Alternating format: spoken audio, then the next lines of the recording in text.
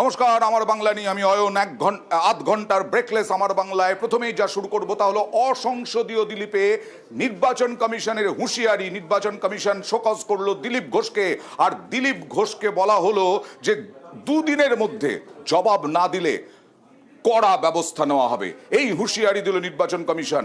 আমরা আগে দেখাবো, গতকাল থেকে দেখাচ্ছি বর্ধমান দুর্গাপুরের বিজেপি প্রার্থী দিলীপ ঘোষ কি মন্তব্য করেছিলেন মুখ্যমন্ত্রী সম্বন্ধে, যার জেরে তৃণমূল কংগ্রেস আজকে কমিশনে গেল এবং তারপরেই শোকজ। দেখুন। দিদি গিয়ে গোয়াতে বলেন আমি গোয়ার মেয়ে, ত্রিপুরায় আমি ত্রিপুরার মেয়ে, আমার বাপ তো ঠিক করুন, যাত্রার মেয়ে হওয়া ঠিক না।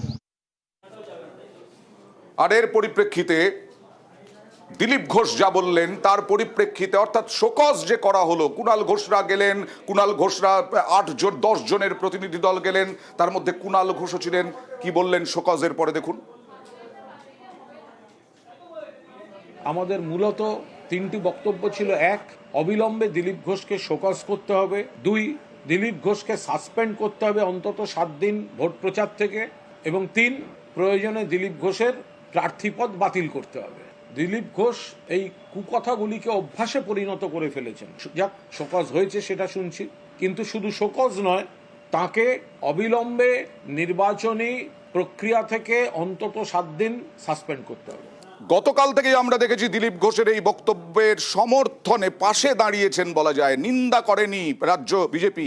আর কুণাল ঘোষের এই বক্তব্যের পরিপ্রেক্ষিতে আজকে বিজেপি সাংসদ শ্রমিক ভট্টাচার্য তিনি প্রসঙ্গ তুললেন সেই জেপি নাড্ডা থেকে আরম্ভ করে অমিত শাহকে নিয়ে যে মন্তব্য এর আগে তৃণমূল করেছিল সেই প্রসঙ্গ।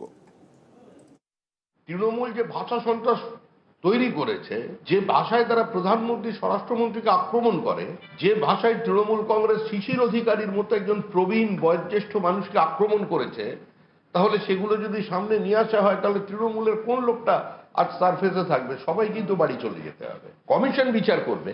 দিলীপ ঘোষ যে বক্তব্য রেখেছেন সে সম্পর্কে দিলীপ ঘোষ তার মতামত জানিয়েছেন। দিলীপ ঘোষ দুঃখ প্রকাশ করেছেন। মুখ্যমন্ত্রীর জন্মবৃত্তান্ত নিয়ে, মুখ্যমন্ত্রীর পরিবার নিয়ে, একজন মহিলাকে নিয়ে কটূক্তি করাকে যেরকম বিজেপিও সমর্থন করে না, সেরকম দিলীপ ঘোষও সেটা চান না। তারপরেও এই শব্দবন্ধের জন্য যদি কারোর আবেগ আহত হয়ে থাকে, তার জন্য দলও দুঃখিত, দিলীপ ঘোষও দুঃখ প্রকাশ করেছেন। হ্যাঁ, দিলীপ ঘোষ ক্ষমা চাননি, কিন্তু দিলীপ ঘোষ দুঃখিত বলেছেন। কেউ যদি আঘাত পেয়ে থাকেন তাহলে তিনি দুঃখিত। আজকে সকালে কি বললেন দেখুন। আমি যে ভনিতা করে অন্যায় করে তার সামনে বলি, আমি যে বক্তব্য রেখেছি, মাননীয় মুখ্যমন্ত্রী, যার সঙ্গে আমার কোনো ব্যক্তিগত ঝগড়া নেই, যার সম্বন্ধে আমার মনে কোনো ক্লেশ নেই, ক্লেদ নেই, কোনো দুর্ভাবনাও নেই, উনি যে রাজনৈতিক বক্তব্য বারবার দিয়েছেন লোককে বিভ্রান্ত করার জন্য, আমি তার প্রতিবাদ করে প্রশ্ন করেছি যে আমার ভাষা শব্দ প্রয়োগ নিয়ে বহু লোকের আপত্তি আছে। আমার পার্টিও বলেছে যে অসংসদীয়। যদি তাই হয় আমি তার জন্য দুঃখিত। যেটা চিঠি চাপাটি অফিসিয়াল, তার অফিসিয়াল উত্তর আমি দেবো। দিলীপ ঘোষ যা বলেছেন, আবার বলছি, তাদের রাজ্য নেতৃত্ব পাশে দিলীপ ঘোষের, কেন্দ্রীয় নেতৃত্ব শোকজ করেছে, কিন্তু কুণাল ঘোষ বা তৃণমূল বলছে এই শোকজ ফোকজ হচ্ছে নাটক। বিজেপির অরুণ সিং এর সাইন করা একটা চিঠি নাকি ঘুরে বেড়াচ্ছে যে দিলীপ ঘোষকে শোকজ করা হয়েছে।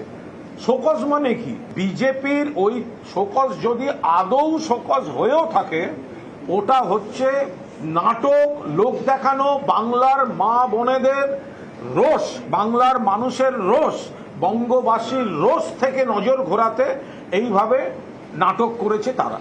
আমরা এর আগেও দেখেছি দিলীপ ঘোষ যা বলেন সরাসরি বলেন, তারপরে ভুল টুল স্বীকার করেন না। এবং এই যে সকালবেলা নরম হলেন কিছুটা, তারপরেও গরম। সোশ্যাল মিডিয়ায় কি লিখলেন মুখ্যমন্ত্রী মমতা বন্দ্যোপাধ্যায় আর তৃণমূল পার্টির, এখন মহিলা ভিকটিম কার্ড খেলা ছাড়া বাঁচার কোনো উপায় নেই। সাধারণ মানুষ আজ তাদের বিরুদ্ধে, নেতারা জেলে ঢুকে যাচ্ছে। আমি শুধু সাধারণ মানুষের হয়ে প্রশ্ন তুলেছি, তারা ভয়ে বলতে পারেন না, তাদের হয়ে আমি বলেছি। আর তারপরে আবার আক্রমণ তৃণমূলের মুখপাত্ররা বলছেন যে তার কোনো অনুশোচনা নেই, তার কোনো অনুতাপ নেই, এই বলে আক্রমণ। দেখুন। তার কথার মধ্যে দিয়ে তিনি যে অনুতপ্ত বা তার মধ্যে যে অনুশোচনা রয়েছে সেটা একবারও বহিঃপ্রকাশ হয়নি। আর তাকে যে শোকজ করার কথা বলা হয়েছে, বিভিন্ন বিজেপির নেতারাই আবার সোশ্যাল মিডিয়ায় দাবি করছে যে তাকে নাকি শোকজ করা হয়। দিলীপ বাবু তার সংস্কৃতি বজায় রেখেছেন, এবং তিনি যে দলে বিরাজ করেন সেই দলের সংস্কৃতি তিনি বজায় রেখেছেন। এই দলটা আদ্যপ্রান্ত নারী বিদ্বেষী একটা রাজনৈতিক দল, এটা বাংলার মানুষ লক্ষ্য করছে, এটা দেশের মানুষও জানে। তাই আমি মনে করি দিলীপ বাবু তথা বিজেপির যে কোনো প্রার্থী যেখানেই দাঁড়িয়েছেন আগামী নির্বাচনে একটি মহিলা ভোটও তারা পাবেন। আর নিজের যুক্তি সাজাতে শিশির অধিকারীর প্রসঙ্গ টানলেন, শিশির অধিকারীর উদাহরণ টানলেন। তৃণমূল নেতৃত্ব মাঝে মধ্যেই শুভেন্দু অধিকারীর বাবাকে নিয়ে যে কথা বলেছেন তার উদাহরণ টানলেন। দেখুন,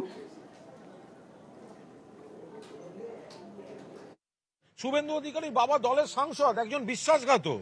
শুভেন্দু অধিকারীর বাবার পরিচয়টা বাবার নয়। শিশির অধিকারী যিনি তৃণমূলের প্রতীকে জিতে বিজেপির হয়ে দালালি করেছেন, যে শুভেন্দুর বাড়ি থেকে যখন শিশিরদা এমপি বেরোবে, যখন শুভেন্দু মন্ত্রী বেরোবে, দিব্যেন্দু এমপি বেরোবে, আর তার সমালোচনা করলে, পরিবারতন্ত্রের সমালোচনা করলে তখন বাবা তোলা হয়ে যায়। শিশির অধিকারীকে তোলা হয়েছে এবং 100 বার তোলা হবে।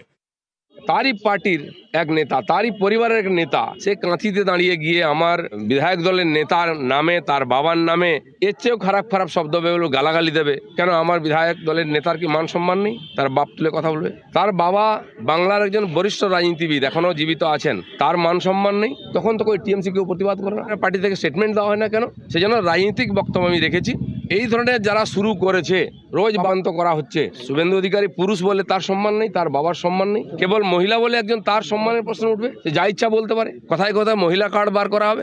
আমি তারই প্রতিবাদ করেছিলাম। তবে একটা কথা বলা যায়, সিংহাসনের মহাসংগ্রামের শুরু থেকেই জমিয়ে দিয়েছেন বলা যায় এই আবহটা দিলীপ ঘোষ। এই যে দিলীপ ঘোষকে পাশে, দিলীপ ঘোষের পাশে দাঁড়াচ্ছেন বিজেপি নেতৃত্ব, তা করতে গিয়ে বেলাগাম সুকান্ত মজুমদার। দেখুন কি বললেন। পার্টি আমরা কোনো ধরনের অকথা কুকথা রাজনীতিতে বিশ্বাস করি না।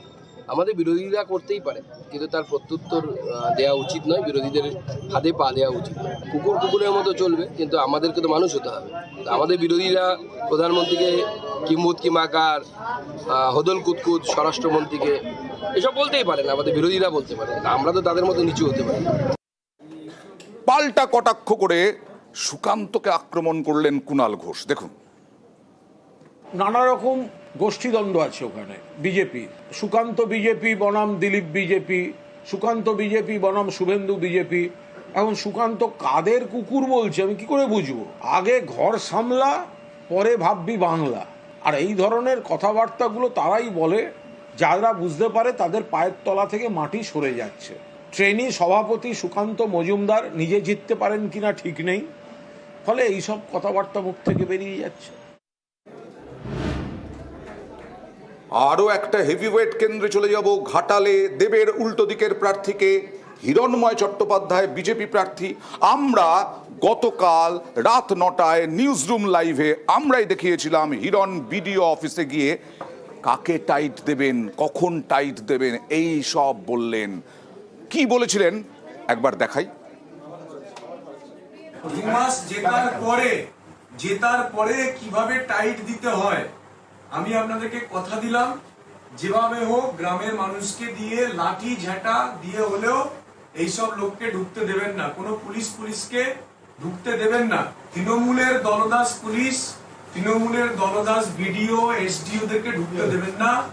আগামী 2 মাস গ্রামকে দিয়ে আটকে রাখুন এই অবৈধ বালি।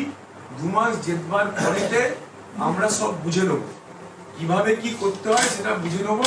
সেতু চোর দীপক অধিকারী, তো সেই জন্য আপনাকে অনুরোধ, আপনি 2 মাস অ্যাটলিস্ট গ্রামের মানুষকে সাপোর্ট করুন। এটা হচ্ছে আপনাকে কালীঘাট, এটা হচ্ছে দেবড়ার বিডিও অফিস, দেবড়ার বিডিও। তিনি মিটিমিটি হাসছেন, হিরণ হুঁশিয়ারি দিচ্ছেন। আর তারপরেই নিউজ 18 বাংলার এই ভিডিও দেখে শোকজ হিরণকে, নির্বাচন কমিশন শোকজ করলো। তারপরে হিরণের বক্তব্য হচ্ছে তিনি এখনো চিঠি পাননি, আর এটা যদি অন্যায় হয় তাহলে অন্যান্য দুর্নীতিগুলো কি ন্যায়, এই প্রশ্নও তুললেন। এটা ভিডিওকে বললাম যে সেতু পার্কটার টাকা লাগে, আপনি কেন নেন সরকার থেকে? বলছেন আমরা নিই না। তো কারা নেয়? বলছে পঞ্চায়েত সমিতি নেয়। তার প্রতিবাদ করেছি। আগামী 2 দিনের মধ্যে ওখানে বোর্ড লাগাবেন এবং আপনাদের এই বালি খাদান টাদান সব বন্ধ করে দেবো আমরা। এখন যা বললাম একই কথা আমি বলেছি। আমি জানি না আমাকে শোকজ করেছে কিনা, আমাদের কোনো কাগজ আসেনি। যদি আপনার বক্তব্য অনুযায়ী এটা বলাটাতে অন্যায় হয়ে থাকে, তার ন্যায় কোনটা? চাকরি বিক্রি করে টাকা তুললে ন্যায়, বালি চুরির টাকা তুললে ন্যায়,